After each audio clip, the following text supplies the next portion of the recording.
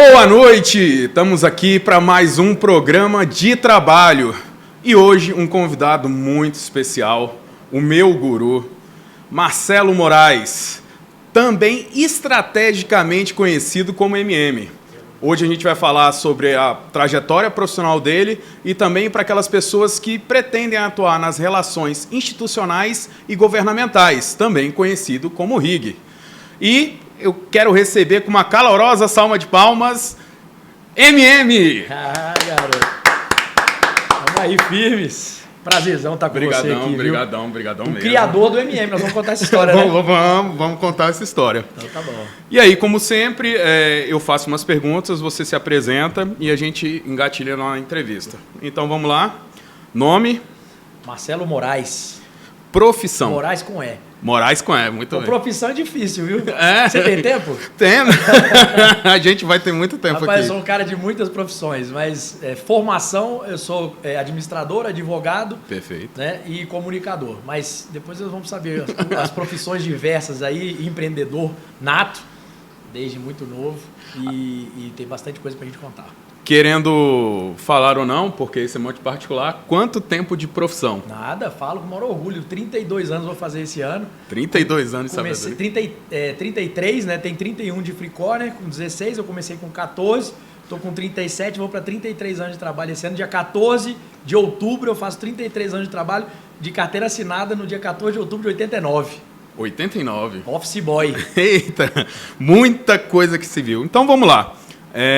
Já temos um start e como você mesmo falou, você começou a trabalhar aos 14 anos. Isso. Começou como? Porque Cara, tão novo. Vou te ser sincero, meu pai já era lojista, né? Meu pai ele veio ele era atacadista, na verdade. Quando inaugurou o Park Shop em 85, ele se tornou um varejista, então com lojas e tal nos shoppings e parará. E eu gostava daquele mundo do varejo. Sempre gostei de estar na loja, vendo as coisas acontecerem, conversando com o cliente, público. E aí ele percebeu que eu gostava mais de trabalhar do que estudar. Eu sempre fui um bom aluno, tá? Nunca tive problema com isso não. Mas eu era realmente mais do trabalho. E aí ele me fichou, falou, você tem que começar aprendendo coisas básicas, fichou minha carteira de trabalho nesse dia 14 de outubro de 89, 4 anos depois dele virar varejista, e eu comecei a fazer trabalhos assim, administrativos no escritório, conhecer essa coisa de ir a banco. Hoje em dia não existe mais. Não existe. Antigamente era o trabalho básico do boy era fazer banco. Então era pegar todos os cheques do dia anterior, as secretárias arrumavam aquele movimento todo, entregavam pro boy e o boy ia pra fila do banco. Então peguei muita fila em banco. Não, primeiro você já falou coisas que eu acho que a geração já nem tem ideia. Cheque, né? Cheque. Pô, não existe mais, né? Tinha também aqueles papelzinhos, né? Os canhotinhos que tinha você cheque, tinha nota promissória, nota tinha bom para. O bom para era que você fazia venda predatada, dividia em 6 vezes, cada chequinha com uma datinha. O dia 1 do 6, 1 do 7, 1 do 8, 1 do 9. Nossa. E aí o financeiro ia fazendo esse fluxo, né? Coisas que não existem mais, mas é importante a galera saber que existiram. Porque coisas que existem hoje, e isso está muito mais rápido que no passado, não existirão muito em breve. Perfeitamente. Então cuidado com a carreira que vocês vão escolher. Não, eu estava num programa passado, a gente entrevistou o advogado, ele falou que quando ele começou a estagiar, ele tinha aquela burrinha, né? Que era aqueles carrinhos de levar processo. E hoje tudo digitalizado, os moleques não vão nem sonhar o que é isso daí. Pra sorte deles, viu? Que carregar ali, às vezes, eram quilos e quilos, né?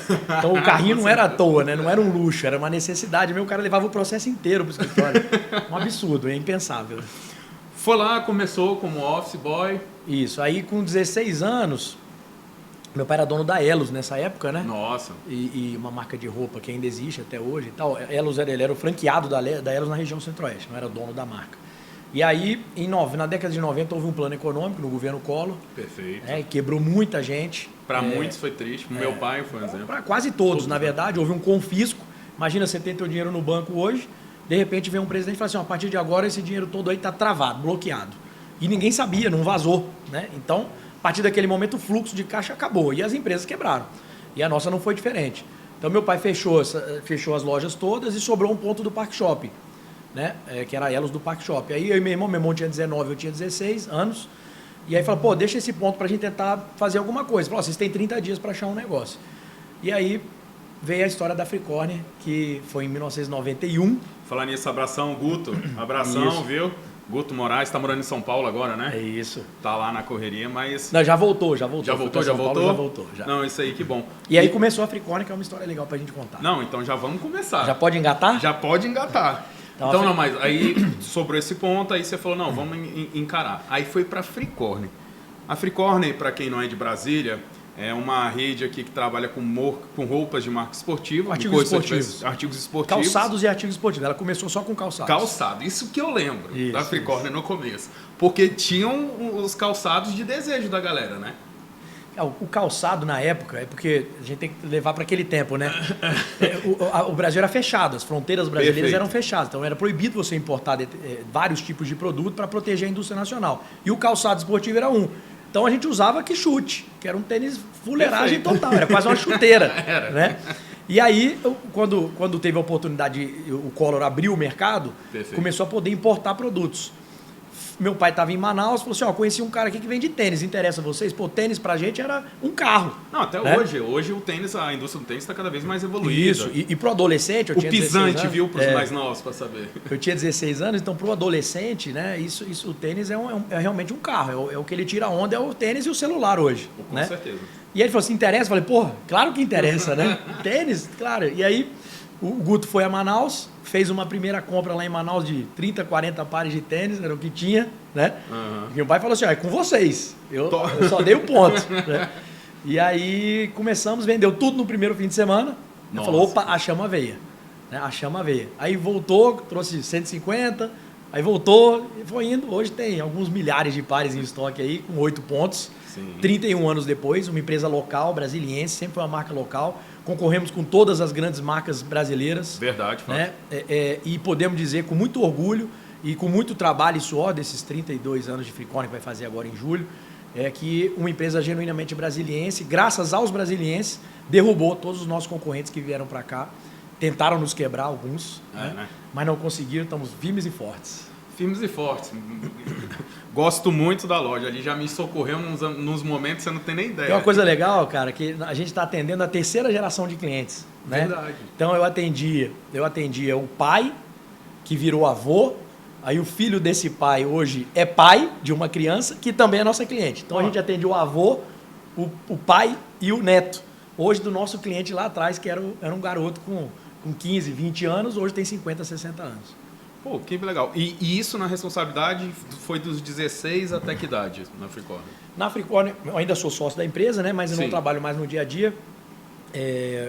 Na Fricorne eu fiquei até o ano 2001, 2002, 2003 mais ou menos, no dia a dia da empresa. A partir daquele momento a gente fez um acordo e eu comecei a tocar outros negócios que me interessavam mais.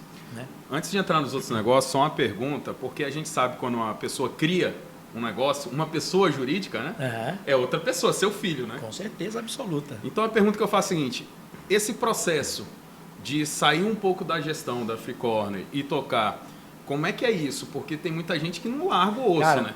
Foi muito bom você ter falado isso, porque eu fiz um curso há muitos anos, há 20 e tantos anos, nessa época, um pouquinho antes dessa decisão que eu tomei, que o cara falava assim, não tenham apego ao negócio. Sim. E negócio familiar, geralmente, tem o apego. Porque é isso, é o filho, né? Porque eu criei, eu inventei, é meu, e meu pai, meu sobrinho, meu filho, minha tia, meu papagaio.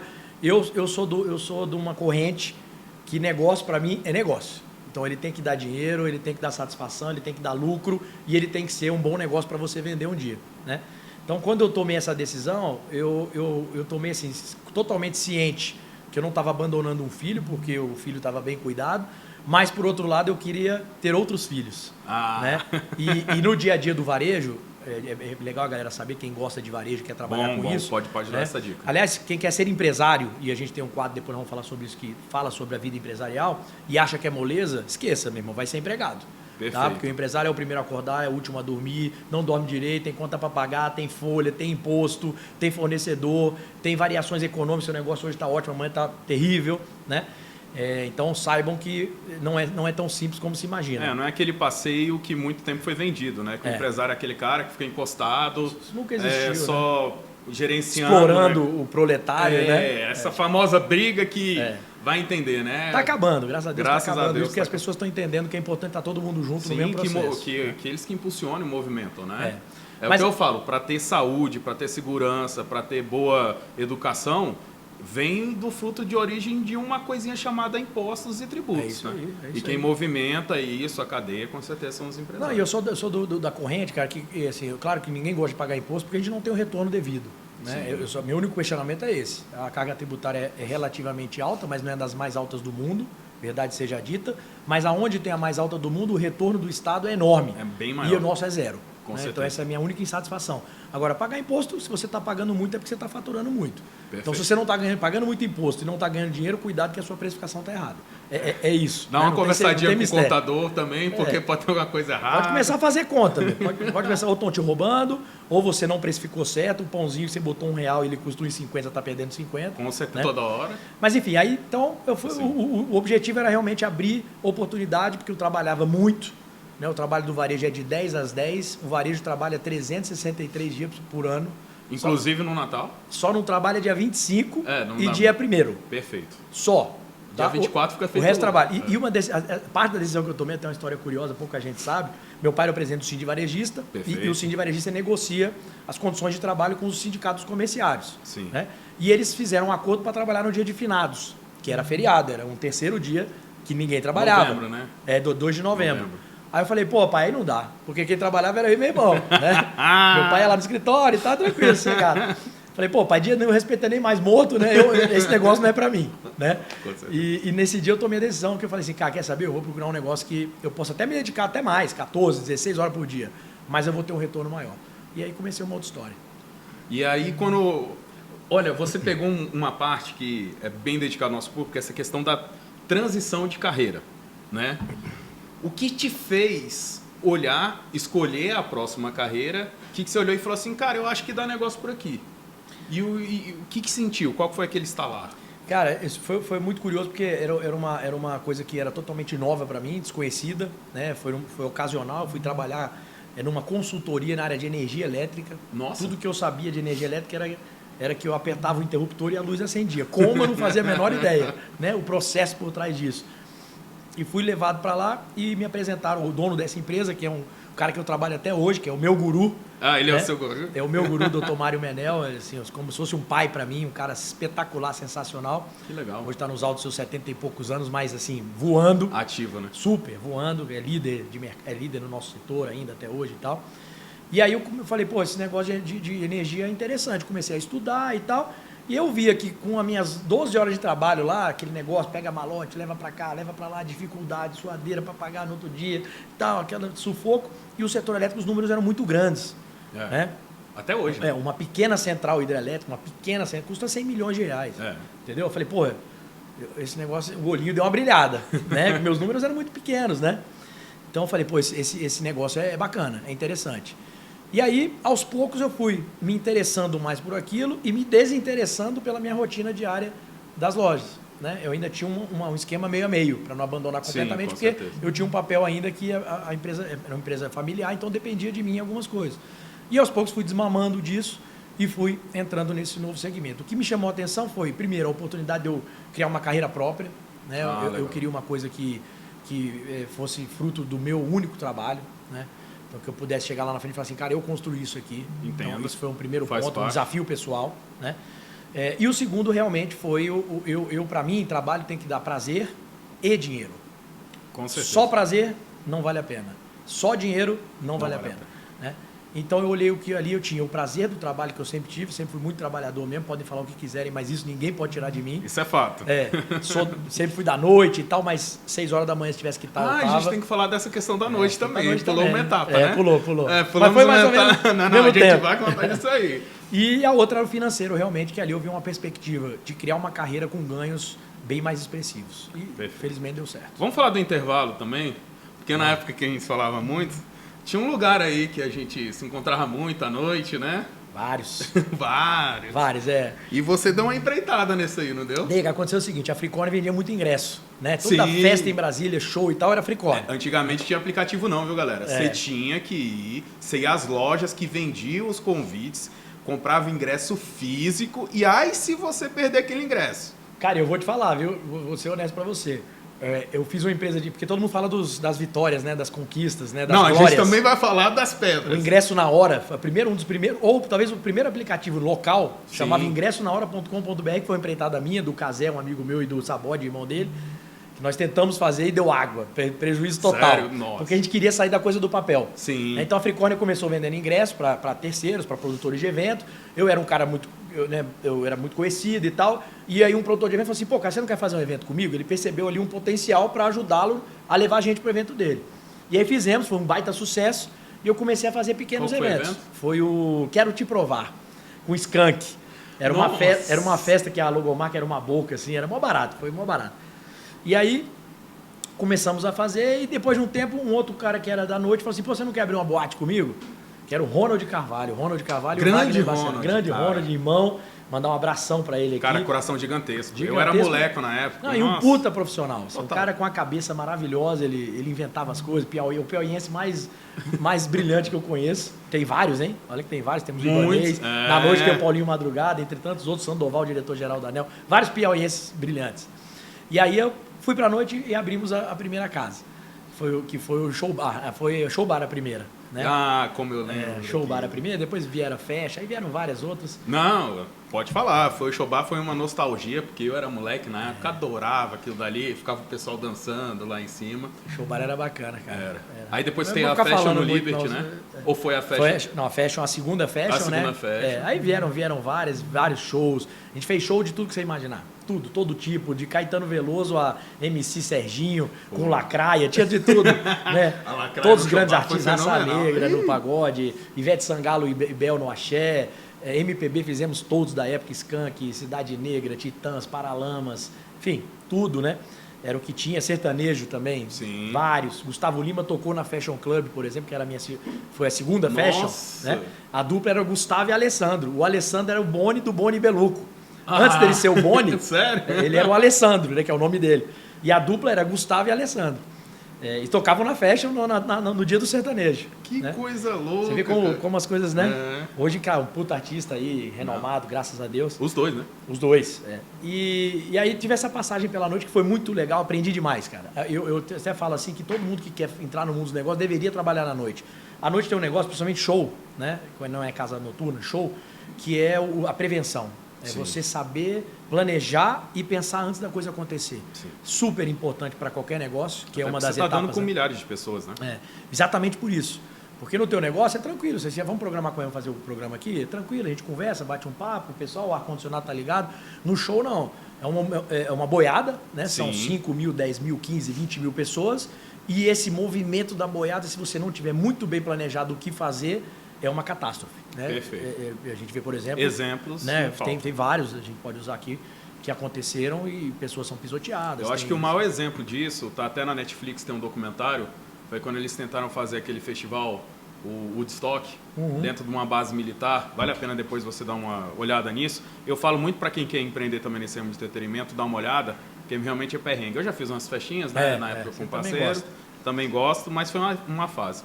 Beleza, chegou lá entre 2001, 2002. Isso, aí essa etapa das boates foi nesse início da década de 2000, entre 2000 Foi e bom 2010. só para ser um momento nostálgico aqui, tá? Porque foi bom pra caramba aquela Mas época. foi muito legal. E eu aprendi demais. A noite Não, e ela... aprende, né? Porque você lida com todo tipo de público mesmo. A noite, graças a Deus, a noite não me levou para um caminho errado, né? Porque a noite Que é é muito outro perigosa, detalhe, muito perfeito. perigosa. E me ensinou demais. Eu acredito muito, parte assim, do que eu consegui construir, que é pouco, mas a noite me ajudou bastante. E aí, num determinado momento, eu falei assim, quer saber, eu vou me dedicar a tal da coisa da energia. Esse negócio de energia é o que... Porque eu tinha paixão pela noite, ainda tenho, né? A produtora existe até hoje, a gente faz eventos até hoje. Pô, que legal. Tem 22 anos a Domínio Produções. Já chamou Marcelo Liviero, já teve uns 3 nomes já, mas a razão social, o CNPJ, sempre o mesmo. Zerado, tá? Não devo nada na praça, posso falar isso aqui, ó. Todas as câmeras, zero. Se tiver algum devedor aí, eu desafio a aparecer. Viu? Pode ligar para ele. E algum credor, né? Devedor tem vários, viu? Devedor tem vários. Mas aí eu falei, cara, quer saber? Eu vou me dedicar a esse negócio de energia. Porque eu realmente tenho um cara, eu tenho muita dedicação, eu tenho muita força de trabalho, né? Mas dispersava muito. E eu falei, cara, isso é importante também pra galera, né?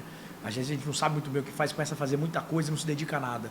É importante, às vezes, você dar uma parada, dar um passo atrás, sair da caixa, olhar, pensar, cara, o que eu realmente devo me dedicar? E naquele momento, 2009, 2010, Eu falei, quer saber, eu já estava sendo muito procurado porque eu fazia à noite, mas no outro dia de manhã eu estava no escritório fazendo relações governamentais na área de energia. Tá? Não abandonei isso. E fui crescendo nessa área, as pessoas começaram a me procurar, as empresas. E aí, nesse momento, 2009, 2010, eu falei, eu vou dar mais ênfase para domínio e consultoria. E criei a minha própria consultoria, saí daquela estrutura que eu tinha com aquele meu guru, né? Tudo conversado com ele, obviamente, e criei a domínio e consultoria assim, mais no dia a dia. Tá? E aí surgiu essa empreitada que é o que meu principal negócio até hoje. Eu criei uma holdingzinha de domínios, né? Então tem domínio ambiental, domínio produções, domínio consultoria, mas o negócio que eu mais me dedico é ainda domínio consultoria. Então, mas só quero aproveitar aqui o momento que a gente lembrou da balada, agradecer meu parceiro Fernando da Gran Cru, que mandou um vinhozinho aqui pra gente, né? Então, assim... é disso que o Brasil precisa. Eu não tenho um parceiro desse não, viu, Fernando? Se quiser ser meu parceiro lá no Brasil em Ação, eu tô aceitando, viu? Pode pagar em permuta, fazemos qualquer negócio. Ele mandou aqui, só para dar uma lidinha aqui, tá na minha câmera aqui, Jay? Aliás, agradecer a galera da Alquimia Produções, na geral. Então, só para você ter ideia, o que ele mandou pra gente tomar, e tem uma surpresinha no final também. Deixa eu abrir aqui. Opa! Vamos lá. O que ele mandou aqui pra gente tomar... Opa! Vamos lá, deixa eu abrir direitinho, porque eu não sou sommelier, mas vamos lá. A composição das uvas é uma Grenache no Syrah. Ganache. Isso, uma Grenache no Syrah. Francês, mediterrâneo. São notas rosa salmão, né? Porque é um vinho rosé. No nariz o leque aromático é bem definido, onde predominam cassis e frutas silvestres.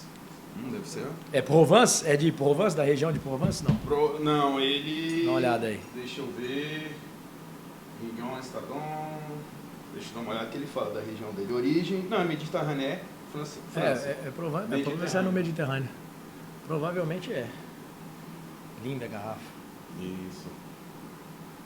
Você não enxerga, mas eu enxergo, sem óculos, tá? 47. Tem um negócio não, deixa eu ver. Não. Mas vamos lá, isso deixa eu mesmo. servir. Esse é bom. Brigadão aí. Não ia tomar não, mas tô de dieta. Não esquece de fazer aquele mexanzinho aí, colocar logo do Fernando rapidão aí. Só um pouquinho tá bom. Só pra, Merci, monsieur. Só para aquela brindada. Sim. Merci, monsieur. O meu já vai um pouquinho mais aqui mesmo. Aroma. Encontrou o cassis? Perfeito. Maravilhoso, parabéns. Vou deixar aqui. Obrigadão, viu, Gran Cru? Fernandão, tá acompanhando a gente aí também. Deixar, mas vamos voltar aqui. Você falou que fazia essas relações governamentais. O que é? Você representava alguma empresa? Como é que é isso para o nosso... Cara, a Domínio Consultoria hoje, né, é uma empresa que a gente faz estratégia e inteligência da informação. Legal. Relação institucional e governamental é a defesa legítima de interesses legítimos. Tá? Perfeito. É o que a gente chama, todo mundo conhece mais como lobby, né? Sim. É o lobby, que foi uma palavra que acabou ficando pejorativa no Brasil, mas ela não tem... Que diferente nos Estados Unidos já é uma profissão, o pessoal é chamado mesmo de lobby. De lobista, né? Isso.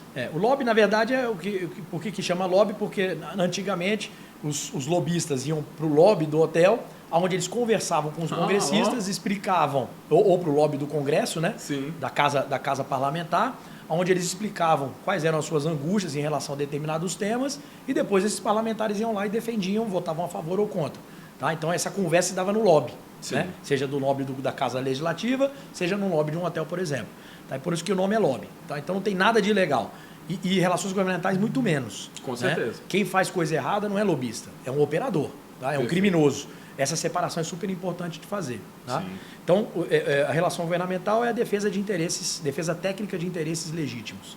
Tá? Se a gente fosse fazer um resumo bem simplista. Perfeito. Tá? E o que a gente faz? Por exemplo, você quer trazer um vinho para o Brasil e esse vinho precisa de um registro na Anvisa. Eu sei, eu trabalhei com bebida. Então, pronto.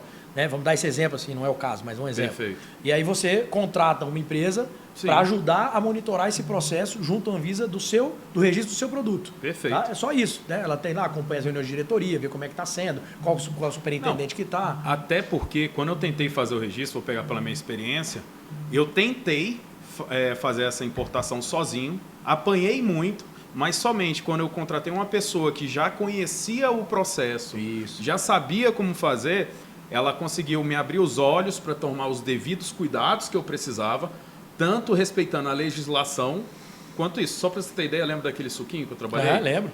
O suco de uva, ele entrava pela Anvisa. Na verdade, ele entrava até como alimento. E o outro entrava pelo MAPA. Pelo MAPA, agricultura. Isso. Então, tipo assim, era um mesmo produto, né, consumo para bebida, mas por especificações de BRICS e tudo, que só um consultor ou uma pessoa que trabalha, que atua, que faz essa relação institucional pode te orientar.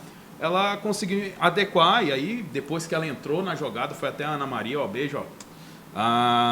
Foi maravilhoso. Então, é isso, né? Ele faz. Você tem vários tipos de trabalho dentro da área de relações institucionais e governamentais. Você tem só o monitoramento de processo, você tem um trabalho mais ativo, você pode fazer ajuda na construção de projetos de lei, né? Minutas de decreto, de resolução, Sim. de portarias. Na verdade, a sociedade civil, quanto mais envolvida ela tiver nos processos de criação legal e infralegal, é melhor para o país. Né? Imagina um parlamentar que veio de um estado. Vamos dizer, veio do Amazonas, tá? E vai tratar da indústria de cana-de-açúcar, que não tem naquela região, por exemplo, tá? Ele não tem muitos dados para fazer o projeto da maneira adequada. O que ele tem que fazer? Pergunta para quem sabe. Sim. Como funciona isso? Aí você vai falar, eu vou falar, ele vai falar, ele, ela, todo mundo vai dar opinião. Ele vai pegar todas essas opiniões que foram dadas e vai fazer o melhor projeto na opinião dele.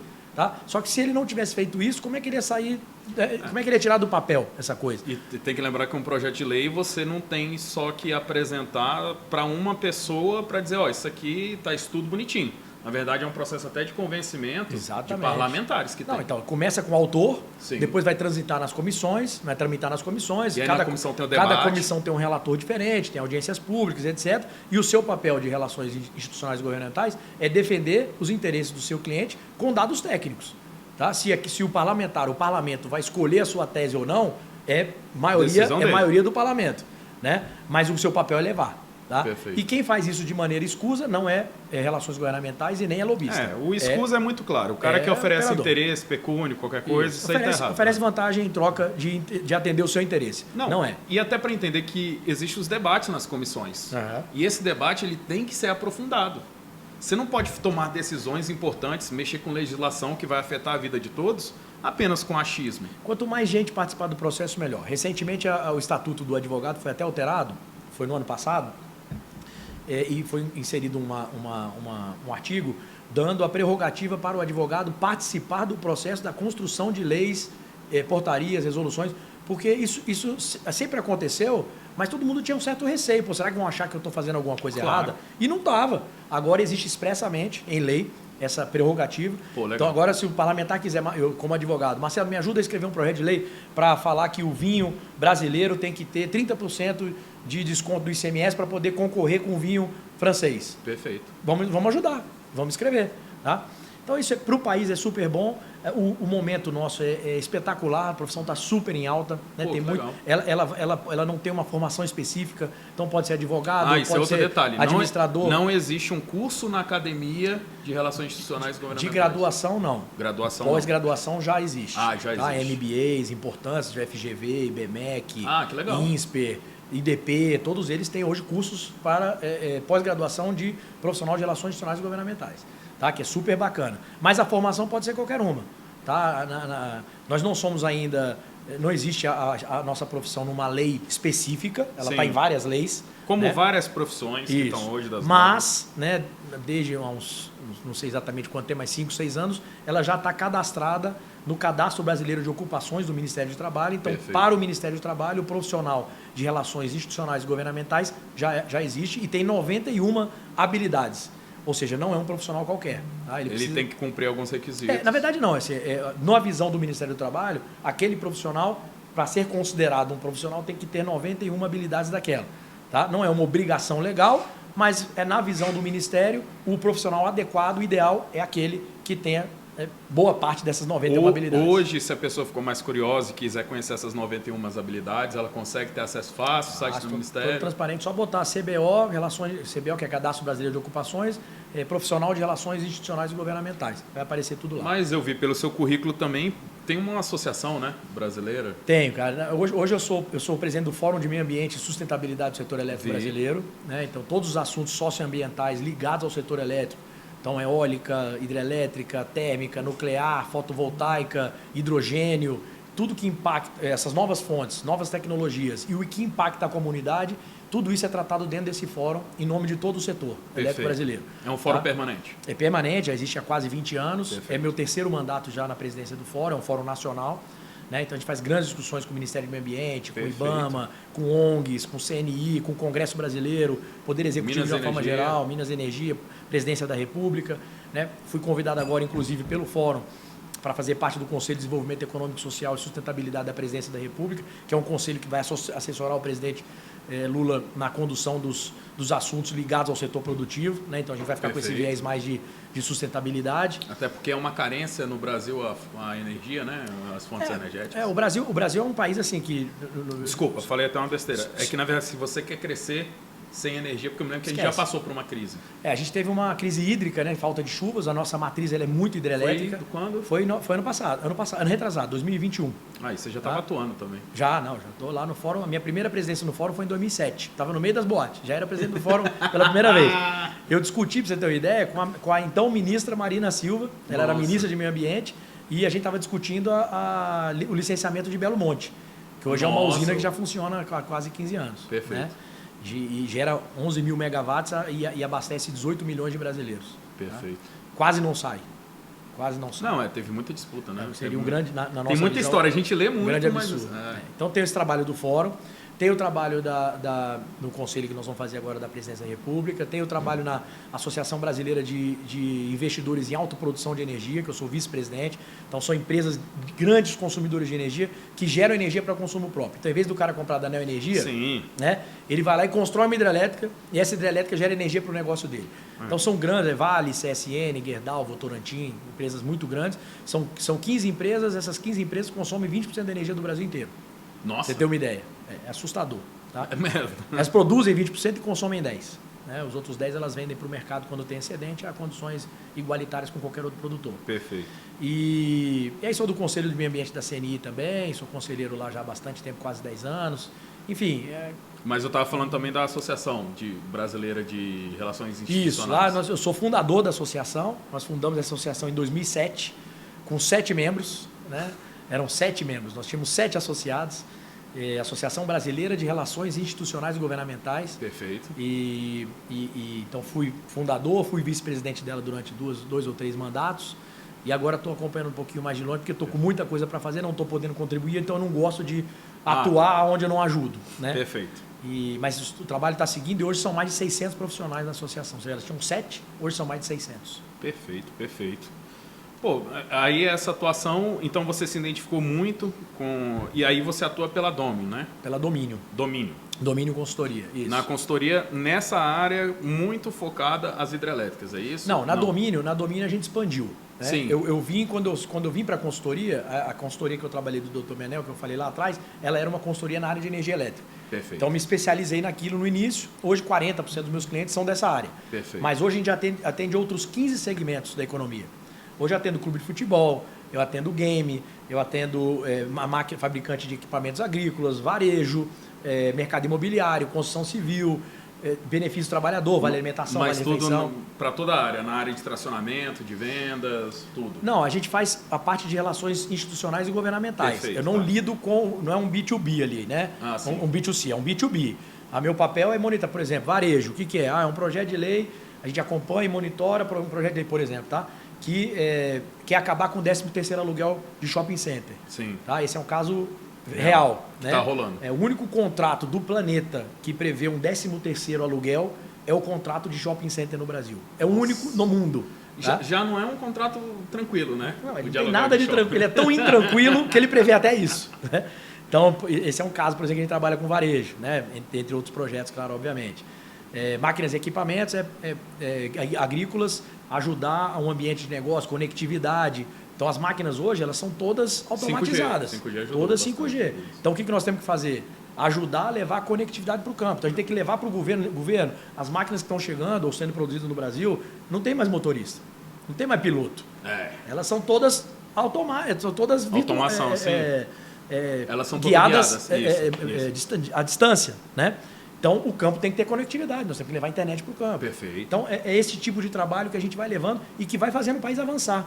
Tá? Se não existissem as relações governamentais, o avanço de qualquer país seria muito mais moroso. Porque quem empurra é a sociedade civil. Se a gente depender do governo, do Estado, esquece. Tá? As coisas vão levar 5, 10, 15, 20 anos. Quem empurra é a sociedade civil organizada. Ou conhecido também como terceiro setor. Né? Ou terceiro setor. Aí o governo tem que entender o que é bom e o que é ruim, o que está bem intencionado, o que não está, o que tem falcatrua, o que não tem, e caminhar, cada governo caminha como acha melhor. Produção, só vai me orientando aí o tempo? Quanto tempo tá? Eu, se deixar aqui, eu fico 5 dias falando. Não, mas aqui é para ficar e falar. Aliás, faz parte da minha profissão falar. Né? Aliás, você já vai estar estreando, principalmente essa nossa área de novas carreiras. Legal. Porque, com certeza, relações institucionais e governamentais.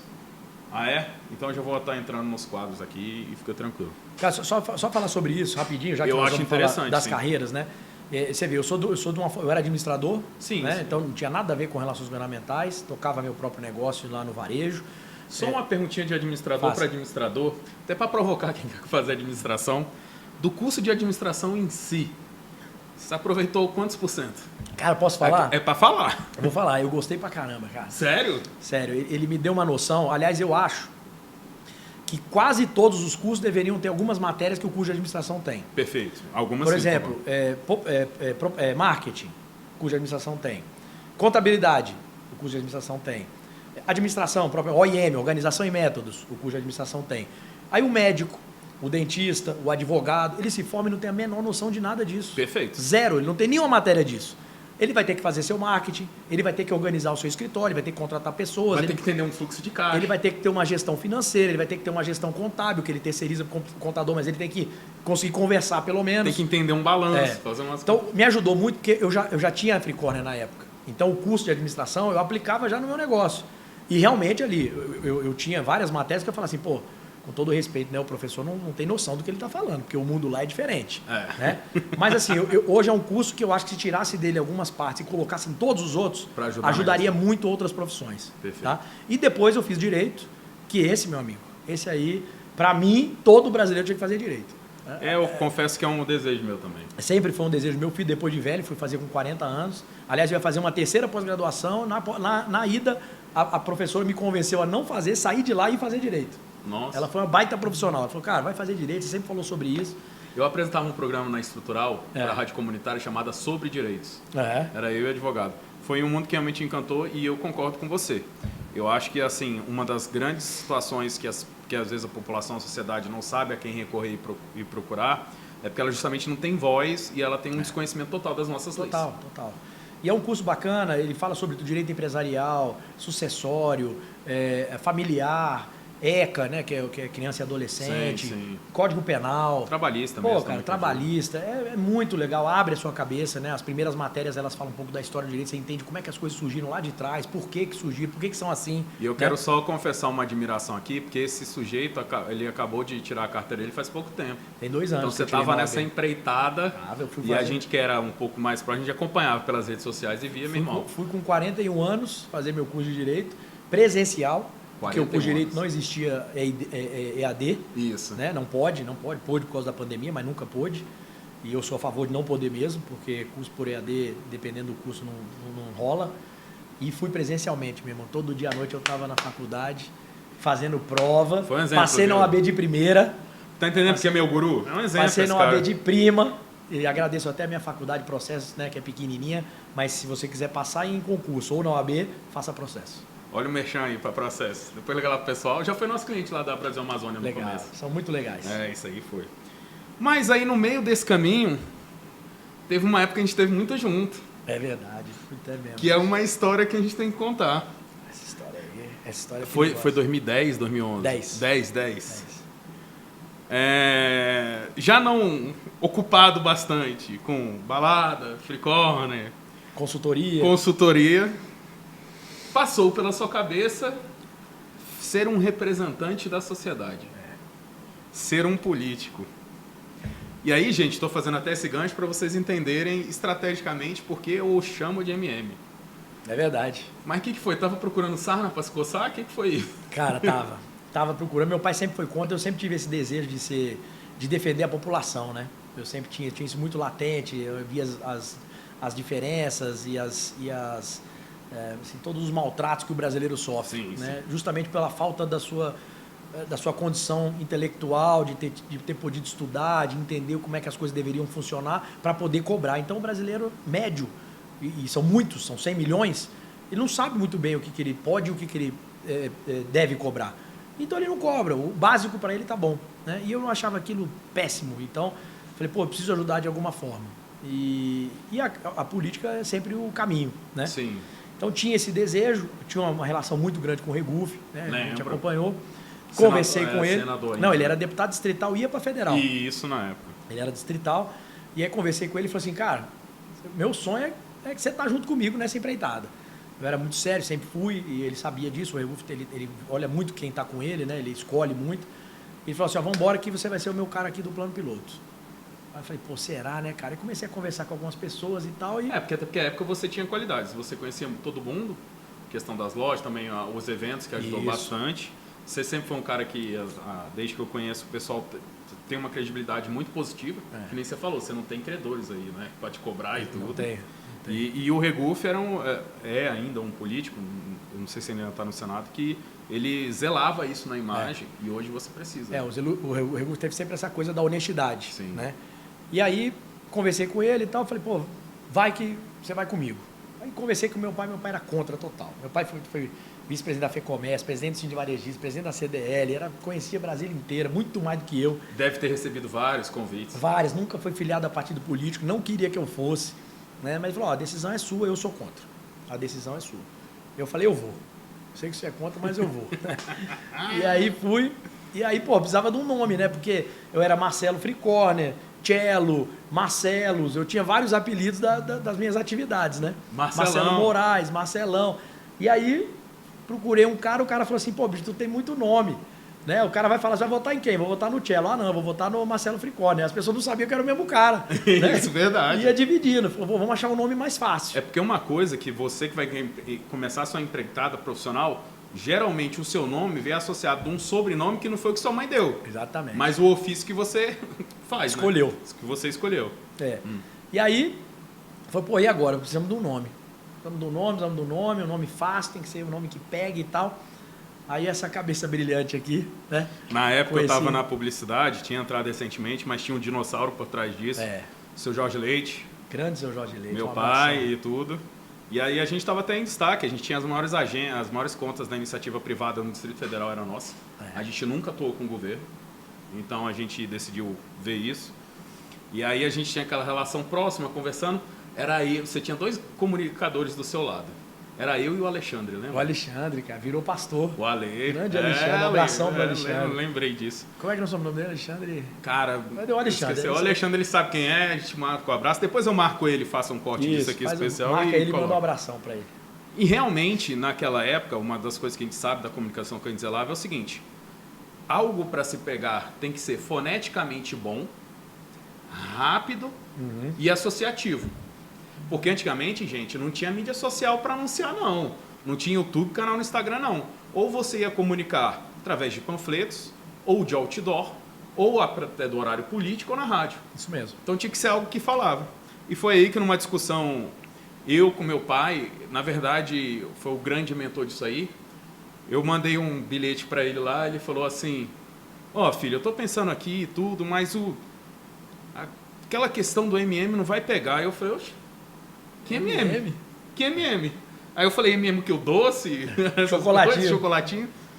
Ele, não, lá daquele seu amigo, o Marcelo. Aí eu falei, Marcelo Moraes, MM? Aí eu me lembro que você ia fazer foi uma reunião na sua casa ou na casa do seu pai? Foi na casa do meu pai. Eu morava na casa do meu pai. Mas antes eu te apresentei a logomarca em algum lugar. Que aí quando meu pai falou MM, eu falei, pode reduzir isso daí. Aí ele se baseou lembra, na pétala? Lembro, que você tinha feito. Do PDT. E a gente levou. E foi aí que surgiu, viu, gente? MM. O símbolo do PDT é uma rosa até hoje. Sim, é uma rosa. E aí ele pegou hoje. a pétala da rosa e criou a logomarca do MM. E E aí fizemos os adesivos MM Rosa Isso. e o MM Vem Aí. É. Uma coisa assim, era o MM Rosa e o MM... Não, MM Brasília. MM Brasília, a gente fez até um site. Aí o Alexandre ajudou muito, nessa área que ele conhecia digital muito mais que a gente. E aí a gente fez. Tinha um azul e o rosa, eu dava para as meninas o rosa para elas botarem no carro e para os meninos o azul para botar no carro. E aí decidiu... Aí aconteceu o seguinte, o Regufo tinha uma pesquisa e ele chegou, me ligou um dia, ele gostava de se reunir de madrugada, porque ele trabalhava muito, ia para os bares para entregar panfleto, então 1h da manhã ele liberava, 1, 2. Aí ele me ligou, estava acordado, falou assim, vamos tomar um sorvete aí, não sei aonde, vamos. Foi no France Café, lá no Deck Brasil. Vamos. Aí ele falou assim, cara, tô com uma pesquisa aqui, tu tá eleito.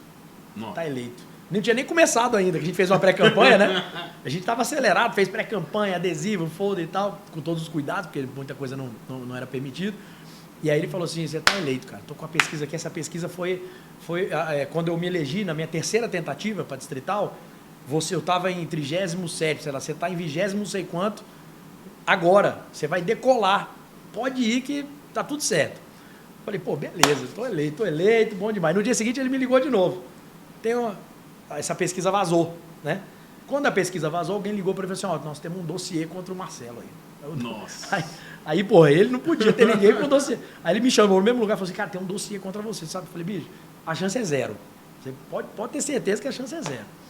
E aí, beleza. Aí, não, eu confio em você, sei tua história, tamo junto, vamos meter bala. Eu acho que o dossiê, a única coisa que podia ter são vários corações destruídos. Muitos. Que esse galã aí tirou. Infelizmente já passou essa minha época. Já passou hoje. Mas olha só, aí, cara, fui pra casa, falei, pai, aconteceu isso assim, assim, assado. Ele falou, tô te dizendo, não mexe com esse negócio, isso vai acabar com a tua vida. Aí ele deu um exemplo, rapidinho eu vou contar, porque ele é muito importante, foi muito importante na minha vida, e me tirou completamente o desejo de passar por isso. Porque quem tem vontade, gente, isso vale estar aqui pro teu programa também, se você tem vontade de fazer uma coisa, tente fazer, cara. Se te dá prazer, faça, tenta, acredita em você, faz. Né? E eu tinha isso. Se eu não tivesse acontecido isso dessa forma, até hoje eu ia estar com aquilo na cabeça. Eu quero ser candidato, eu quero ser deputado, eu quero ser presidente da República, eu quero ser... Né? Mas isso me tirou totalmente a motivação, porque ele me deu o seguinte exemplo. Eu tinha uma lanchinha na época, pequenininha. Ele falou, você vai estar na tua lancha com a namorada e um casal de amigos. Hoje, você vai sair na Foco, que é a GPS de hoje, né? Você vai sair na Foco, jovens empresários, curtindo o Lago Paranoá no fim de semana com as suas namoradas, numa embarcação no Lago Paranoá. Essa é a matéria. O dia que você virar deputado distrital, no dia seguinte, você vai sair com esse mesmo casal, com a sua namorada, e a matéria vai ser o seguinte, numa página policial de algum jornaleco. Deputado distrital foi pego, flagrado no Lago Paranoá, andando numa lancha, de que ninguém sabe qual é a origem, acompanhado de um empresário duvidoso e 2 prostitutas e o combustível da lancha pago pelo gabinete. Nossa. Você vai ficar 1 ano explicando que não é nada disso. Mas, e é fato, isso que acontece fato. A política local é muito rasteira. Melhorou bastante uns anos para cá, sim. De verdade seja dita. Mas naquela época era rasteira, ninguém queria se eleger, queria matar o outro. Era assim, né? E aquele exemplo ficou, você vê que isso tem 13 anos, 14, e eu tenho essa conversa com meu pai viva na minha cabeça até hoje. Legal. E foi fundamental para eu saber que o meu lado da política é o de cá fazendo relações governamentais. Não, e aí eu me lembro que você fez uma reunião na sua casa. Uhum. Não, foi na casa do seu pai. Foi na casa dele, morava lá. Morava lá. E aí foi lá e a gente tinha conversado semana passada com o material todo produzido. Tudo pronto. As coisas tudo prontas. E você teve essa decisão, eu achei extremamente corajosa. Aliás, naquela reunião também eu aprendi várias coisas. Além do seu pai, tinham outras pessoas de mais idade que contribuíram bastante para aquilo dali. E dizer que naquela época também foi quando você se tornou meu guru. Que eu me lembro que a gente queria fazer umas ações, e aí você chegou e falou assim, não, Diogo, peraí, você tem que entender, isso aqui não é uma publicidade para uma festa, é a publicidade séria para um candidato. Uhum. Eu lembro disso. Falou, não, esquece essas ações, a pegada é outra. E aí, obviamente, aquilo foi um aprendizado, colaborou bastante. Legal. E abriu a mente.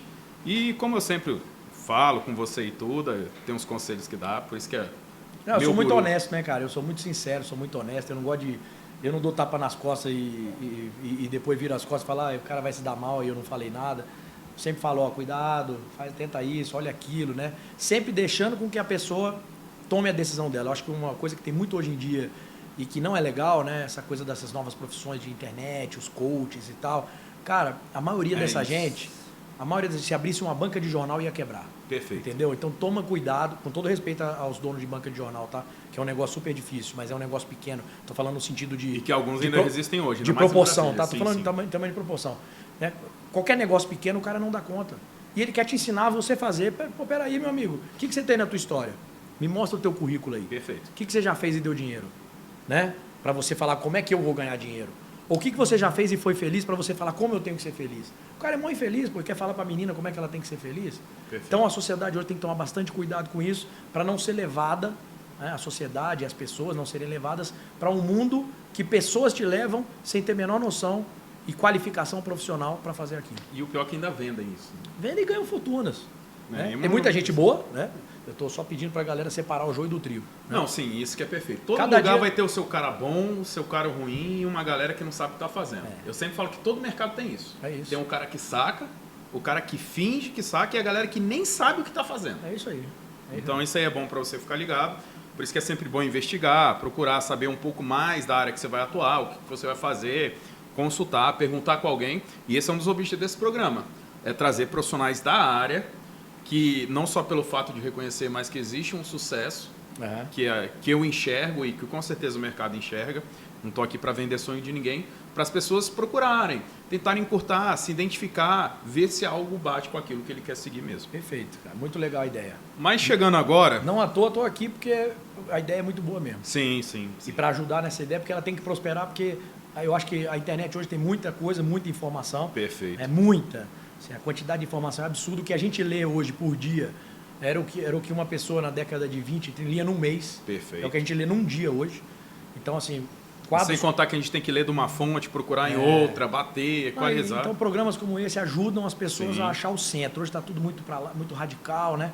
Muito a coisa da ansiedade, todo mundo quer fazer logo, quer ficar rico logo, entendeu?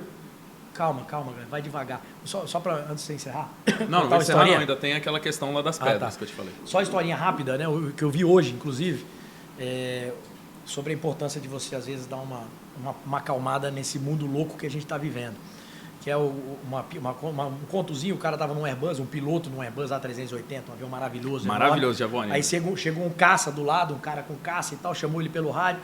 E aí, beleza, olha o que eu sei fazer, olha o que eu consigo fazer. E aí subiu o looping para baixo, para cima e tal. Parou do lado, e aí, o que você achou? Ele falou, pô, achei bacana. Olha só o que eu sei fazer. Aí saiu do cockpit do Airbus, sumiu e o cara não voltava, e o cara chamava pelo rádio, o cara não respondia. 5 minutos depois voltou o cara. Aí falou, e aí, o que você achou? Ele falou, pô, não vi você fazer nada. Ele falou, pois é, pô, eu tava ali atrás, estiquei a perna, fui no banheiro, comi um brioche, tomei um vinho francês, e você socado nesse caça aí, né? Então é a coisa do... E lá ele falou do SOS, que é o Slower, Older and Smarter. Isso. Então, vai mais devagar, o older, né? Quanto mais velho você fica, mais experiência você vai carregando. Perfeito. Então, cuidado quando você é muito jovem, que acha que sabe tudo, estude o máximo possível, Perfeito. que isso vai te trazer maturidade. E smarter, que é a inteligência, né? Seja inteligente no que você vai conduzir. E a maturidade ajuda muito nisso. Então, a galera que quer começar rápido, fazer tudo rápido, ficar milionário rápido, cuidado, porque 99% vão dar de cara no muro. E isso aí tá cheio de estelionatário esperando só te encontrar, aquela famosa, né? Sempre sai uma pessoa que se acha esperto e o esperto mesmo. O estelionatário está aqui, cara. Tá dentro do Instagram. Ele está muito próximo de você. Antigamente, você tomar um tombo era mais difícil. Era. Hoje é diário. Isso infelizmente. Mas então chegou aquela parte do programa que são 2 momentos aqui que a gente faz, mas o primeiro momento são as 7 pedras que você vai encontrar pelo caminho profissional. E são as suas 7 pedras. Maria. Só que eu entendo que a gente tem a parte de empreendedor, mas como a gente está focado nas novas carreiras, seria muito interessante você passar as 7 pedras para quem vai trabalhar com as relações internacionais e governamentais. Institucionais e governamentais. Que você passou. Primeira pedra. Cara, a primeira pedra é conhecimento técnico. Perfeito. Conhecimento técnico, né? Muita gente acha que relação governamental é só contato. Ixi. Contato, conheço gente e tal. Galera, isso não é relação governamental, tá? Isso pode ter qualquer outro nome, tem alguns nomes conhecidos, mas não é, né? Então, se você quiser fazer alguma coisa séria nessa área, estude. Eu falo isso muito para a molecada que está começando, né, em setores difíceis, como é o setor de energia, por exemplo. Não adianta você ir lá só abrir porta. Uma hora você vai ser dispensável. Conhecer tecnicamente vai te tornar um profissional diferente. Perfeito. Segunda pedra? Segunda pedra, essa talvez seja a mais perigosa de todas, as armadilhas que essa profissão tem. Opa. Você tem acesso a muita coisa, você tem acesso a muita gente, você tem acesso a muitas oportunidades e você tem acesso a muitos perigos nessas oportunidades. Porque o caminho mais fácil, com menos pedras, né, aparentemente é sempre o melhor. nas relações institucionais, dependendo de quais sejam essas pedras, porque o poder ele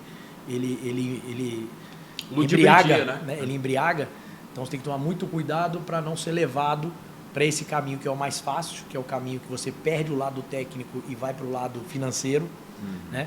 E aonde você pode ter ganhos absurdos, super expressivos, mas aonde você pode perder o que você tem de mais digno na vida, que é a liberdade. Então, muito cuidado com caminhos fáceis que são apresentados muitas vezes nessa profissão. Terceira pedra. Terceira pedra, cara, deixa eu pensar. Falei que uma coisa mais simples assim, né? Hoje em dia, falar uma língua estrangeira, o inglês, por exemplo. Tá? Não dá para você ser um profissional de relações governamentais respeitado no Brasil hoje, se você quiser ter um nível top, né? Sem ter um inglês fluente. Perfeito. Então, se você quer se habilitar para essa profissão e ainda não fala, faça os cursos necessários para você já entrar nela com pelo menos um inglês básico, evoluindo para um inglês intermediário e depois avançado, para você poder ser considerado um profissional realmente de primeira linha. Te falei, quarta pedra. Quarta pedra, cara, deixa eu ver. Quarta pedra. Você pode sintetizar. Não, tempo, né? Disponibilidade. Isso. Tá? Disponibilidade de tempo, ou seja, eu particularmente, uma coisa que me fez evoluir muito foi a minha dedicação ao tempo. Eu tinha 3 turnos, tenho até hoje, né? Então amanhã, terça e quarta, né? Não sei que dia que o pessoal vai ver, mas as terças e quartas o cara tem que ir até mais tarde. Tem um evento, tem um jantar, tem um evento de uma associação. Não é aquela coisa padrão de 8 às 18. Esquece 8 às 18, porque as grandes relações que você vai construir na vida, nas áreas das relações institucionais governamentais, provavelmente se darão nos jantares, nos happy hours, lugares que você tem que estar. Quem não é visto não é lembrado. E construir uma rede de relacionamento é muito importante. Quinta pedra. A rede de relacionamento. Perfeito. Tá? Eu falo muito isso, que é o seguinte, quando vem um profissional, hoje a molecada, né? E eu trato com o maior respeito na minha empresa, graças a Deus, ela é muito jovem. Tá? Eu dou espaço para todo mundo, dou vitrine, pode escrever artigo, boto nas redes sociais porque eu quero que a pessoa apareça. Mas ela tem que construir o que eu chamo de capital político. O que é o capital político dela? É a agenda que ela tem no telefone. Né? Quem ela conhece, com quem ela fala, para quem ela liga e resolve uma questão. Então, estou com um agendamento com um parlamentar para um cliente. Você tem contato com o chefe de gabinete, com a assessora, com o próprio parlamentar, né? O quão você consegue acessar quem você precisa. Então, esse é o que eu chamo de capital político, que é extremamente importante, mas é muito difícil de construir. Tem que ser muito sério, correto, para as pessoas te respeitarem. Perfeito. Né? E você poder ter acesso com essa tranquilidade. Sexta pedra. Sexta pedra. Vamos para a sexta pedra. Cara, sexta pedra, eu vou colocar uma que talvez se misture um pouco com uma anterior que a gente já falou, mas é a postura, né? A postura reta, assim. É você saber entrar e sair dos lugares. A relação governamental, como também já tratamos em outro tema, em outra pedra, ela né, aquela coisa do poder, ela te deixa, né, assim, tentado. Nossa, tentado, tá? Então, fazer a coisa certa, chegar numa reunião do jeito certo, se apresentar corretamente, fazer a sua colocação tecnicamente e sair bem, saber se relacionar, saber se comportar numa reunião, saber até onde você pode esticar ou não uma corda, né? Até onde você vai levar uma discussão, onde você tem que parar, pô, vou deixar isso aqui para amanhã, não vou mais, vai dar problema, eu vou fechar essa porta, vou parar agora. Daqui a uma semana eu tento de novo, né? Então, a sua postura como profissional, ela é fundamental também para você não fechar portas e ser respeitado. Chegamos na sétima pedra e eu sempre ajudo. Ah, que bom. Porque a sétima, que eu gosto de deixar marcada, é aquela pedra que geralmente você levou uma portada na cara da vida. A vida chega, né? Te dá essas portadas de vez em quando. E o pessoal tem que entender que isso vai acontecer. Isso é normal. Cara, já levei várias portadas, né? Mas pega aquela que marcou. Quem apanha não esquece. Cara, várias portadas, ela vai se confundir com outras pedras que a gente falou. Perfeito. Mas foi um caso que eu passei, né? Não foi só uma vez, foi mais de uma, aonde eu fui tentaram me corromper, né? Tentaram me corromper passivamente, né? Ou seja, a corrupção ativa vinha do poder público para mim, né? E eu me mantive muito firme. E aquilo foi muito difícil. Eu não era mais jovem, né? Eu era mais jovem do que sou hoje, bem mais jovem, na primeira ocasião que isso aconteceu. E para mim foi uma coisa assim que me assustou muito na época, né? Então, ter esse cuidado, cara, e assim, eu costumo dizer aqui em Brasília, né? A gente vê muito isso. Eu tenho amigos e pessoas conhecidas, né, que todo mundo conhece, a gente vê nos jornais, nas revistas aí, famosas e tal, que ficaram muito ricas. Mas escolheram caminhos diferentes do meu. Né? Que bom. E eu respeito completamente, não tenho problema nenhum com isso. Mas eu optei por um caminho reto, que é o caminho mais difícil. E ter passado por um problema desse, se eu não tivesse a cabeça que eu tinha, graças a Deus já era maduro mesmo novo, porque eu comecei a trabalhar muito cedo e tal, ou eu teria ido para esse caminho, e hoje não sei como é que eu estaria, ou eu teria saído da profissão, né? Porque foi um momento ali, um divisor de águas. Naquele dia eu vi que isso existe, né? Não era só coisa que eu lia no jornal. Você escuta falar e quando chega na hora bota na frente. Aconteceu comigo e graças a Deus eu consegui sair numa boa, não me fechou portas, né? E eu consegui seguir minha vida tranquilamente. Perfeito, viu? Chegamos ao final, foi tranquilo. Bom Mas demais. Temos agora o último. Falei que era duas etapas, a primeira e a segunda. A segunda é mais fácil, porque assim quando a gente lembra do que a gente apanha, a gente lembra um caso que acontece na nossa profissão, que na verdade nos incentiva a ficar nessa profissão. Verdade. Ou uma legislação que você conseguir contribuir com o seu cliente e tudo. Se você quiser contar uma... Cara, eu vou dar um exemplo. Vou dar um exemplo de um cliente nosso. Nós trabalhamos com futebol, né? E com vários clubes de futebol. Então, nós criamos um movimento chamado Movimento Futebol Livre. Havia uma amarra muito grande para você vender o clube vender os direitos de transmissão dele. Nossa, então, ele só podia vender para uma emissora, né? Em função de como a legislação tinha sido construída no passado. Então, você só podia vender para uma emissora, né? Uma emissora específica, tá? E aí os clubes nos procuraram e tal para tentar fazer um trabalho e absolutamente descrentes. Nunca tinham conseguido nada no Parlamento Brasileiro, nada, zero. E aí nós construímos uma estratégia, como a empresa, né, a Domínio é uma empresa de estratégia e inteligência da informação. Construímos uma estratégia, isso começou com 8 clubes. No final do movimento nós tínhamos 64 clubes no movimento, de todas as divisões e de todos os tamanhos, todos pelo mesmo pleito, que era a liberdade para vender o direito dele de transmissão para quem ele quisesse. Né? Legal. Foi criada então a chamada Lei do Mandante no ano de 2021. Ela foi aprovada e sancionada em 21, Lei do Mandante. E hoje, só para você ver a importância disso, nós estamos na internet. Perfeito. Né? O último jogo Flamengo e Vasco, que passou, né, no Você na Vascaíno, Cazé TV, sim. Passou na Cazé TV, porque o Vasco vendeu os direitos de transmissão dele para a Cazé TV. Isso era impossível até 2021. Não, e foi exclusivo, não saiu na televisão aberta. Ele só vendeu para eles. Né? O Vasco vendeu para ele. E o Cazé, quem não sabe, é um fenômeno da internet. Se você está no YouTube, é só botar Cazé que você vai ver. O Cazé é um cara de YouTube que no momento do Flamengo e Vasco tinham 5 milhões de equipamentos. Isso. Não, mas ele chegou a bater 9, tá? Não. Eu estava na transmissão. Bateu 9, né? Então, no momento lá, 8, 9 milhões, você multiplica aí pelo menos 4. Equipamento, 3, 4 a média. Então, você vê o tanto de gente que o cara atingiu graças a uma lei que foi criada pelos clubes. Perdão, ele conseguiu alcançar os 8 milhões de inscritos, mas teve... 5 milhões, isso. Foram 5 milhões ao mesmo tempo, dava 20 milhões de pessoas assistindo um cara na internet ao vivo, transmitindo um jogo de futebol com patrocinadores enormes. E com qualidade.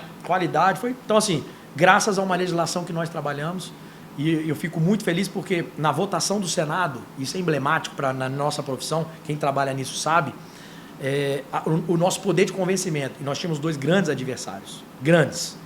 Né? A emissora que tinha os direitos. Com certeza. E uma outra que era muito grande também. Não era uma emissora, mas era do mundo do futebol. Uma outra entidade. Tá? E o movimento foi tão bem criado, a narrativa foi tão bem construída, a estratégia foi tão bem feita, que o Senado foi 60-0. Nossa. O Senado aprovou a lei do mandante por 60 votos a 0. Então isso aí, cara, pra nós, assim, quando a gente vê a coisa acontecendo. E eu, quando eu tava assistindo o Cazé, me emocionei pra caramba, porque eu falei, porra, esse jogo não existiria. Não, isso aí tá até favorecendo, inclusive, para as pessoas venderem o mandado do jogo, até para assistir outra. Aqui em Brasília tá vindo.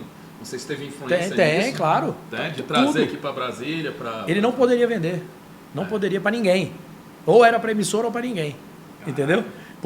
Como a legislação tinha sido amarrada. E foi um belo trabalho de lobby, inclusive. Tá? Que bom. Só que foi desconstruído, graças a Deus. Que maravilha. Bom, gente, não tem maneira melhor de terminar com isso. Tá vendo porque o Guru? E a paixão nacional, né? O futebol é a paixão nacional. Nosso futebol aqui. E assim, Marcelo, eu só tenho muito... não, eu mostro a minha também. Tá certo que não estamos melhor, mas agradeço bastante Cara, sem palavras para agradecer, até mais porque o seu tempo, eu sei o tanto que é precioso. É uma grande força que está dando, que é para um canal jovem que está vindo aqui, mas com o objetivo de coração. Estou fazendo isso de coração, não tem ganho nenhum ainda, tanto que são amigos que vêm, me ajudam e colaboram. E uma pequena forma de te agradecer, também tem um parceiro do meu amigo aqui da Gran Cru, ele nos mandou esse presentinho aqui. Bom demais, ainda vou levar um presente para casa. Vai levar e o presente... Comi, bebi e ainda vou levar um presente. Ó, e esse daqui, papai, esse aqui eu falei assim, Fernando, o cara conhece bem do vinho. É bom entendedor e consumidor. Eu sou mesmo. Vinho é comigo mesmo, não tenho medo de falar não. Olha só, mandou aqui. O que ele mandou para você é um Fante Rosso de Montaltino. Montaltino, maravilhoso. Olha só, para você ter noção do vinhedo, né? Colheita região de Montaltino, né? Vermelho Rubi. É um vinho elegante com notas florais e de frutas vermelhas. Em boca tem um início frutado, tendo como característica o frescor e os taninos que compõem a estrutura própria de Sauvignon. Sangiovese. Puta, eu falando, o cara entende para fechar isso. É a uva. Tem as pontuações dele aqui também. Espero que você deguste. Lembre desse momento. Maravilhoso, gente, cara. Eu sou italiano, né? Pouca gente sabe que eu tenho origem italiana, então. Não sabia, mas acertou. Aliás, cheio. Eu vou ser bem, assim, foi maravilhosa a nossa conversa. E tem muita gente que conhece o Marcelo, que nem você falou, de vários ângulos. Verdade. O Marcelo da Fricórnea, o Marcelo dos eventos, o Marcelo político, o Marcelo também da Domínio. Da RIG. O Marcelo flamenguista, infelizmente. Sou conselheiro do Clube de Regatas Flamengo, inclusive. E eles também vão poder conhecer um pouquinho da sua trajetória profissional. Eu acredito que vai inspirar muitas pessoas e que é esse o objetivo. Bom, gente... Deixa eu despedir e agradecer, né? Pô? Claro, agradecer, não. Você aqui fica à vontade. Sei que a turma tá doida pra ir embora já, mas agora também vocês vão ter que me aguentar. Me tirar de casa segunda-feira à noite. Não, mas com certeza. Mas, só pra agradecer, te dar os parabéns pelo trabalho. A gente nem falou da parte da Record também, que a gente tem um quadro na Record. Perfeito. Há 4 anos, o Brasil em Ação para ajudar o setor produtivo. Então, passa no DF Record às 7h30 da noite, lá com Porta Nova, toda quinta-feira. Porta Nova, gente boa, existe. Também faço gratuitamente, nunca cobramos nada de ninguém, nem vamos cobrar e nem deixo cobrar, para ajudar o empresariado local. Então, sei a importância que o seu programa tem para a galera que está escolhendo, para ver qual vai ser o seu caminho de vida. E eu queria terminar te dando os parabéns, né? Desejar muito sucesso. Foi um prazerzaço estar com você aqui, cara. E te ajudar nessa empreitada. Eu espero que daqui a alguns anos a gente fale, lembra? Fiz o primeiro, agora eu estou bombando e tal. Eu acho que esse é o caminho, porque eu acho que a pegada que você escolheu é muito, muito interessante. E eu queria terminar como eu termino o Brasil em Ação. Perfeito. Que é com uma frasezinha super simples, que é eu acredito em você. Acreditar na gente é fundamental para quem é jovem, vai escolhendo o que quer fazer na vida. A primeira coisa que você tem que ter, que a pessoa tem que ter, é confiança na capacidade dela. E se você não está confiante, estude mais. Estude mais, entenda melhor, leia, né, procure se informar para você adquirir a confiança que você precisa e conseguir ter sucesso naquela profissão que você escolher fazer. Vai para cima. Cara, muito obrigado, perfeito. Melhor maneira de terminar isso. E para você, se inscreve no canal, galera, curte esse vídeo, isso ajuda também a gente a divulgar um conteúdo produtivo na web e a gente está precisando. E foi mais um papo de trabalho. Então, para você, uma boa noite, esse papo de trabalho. Abração!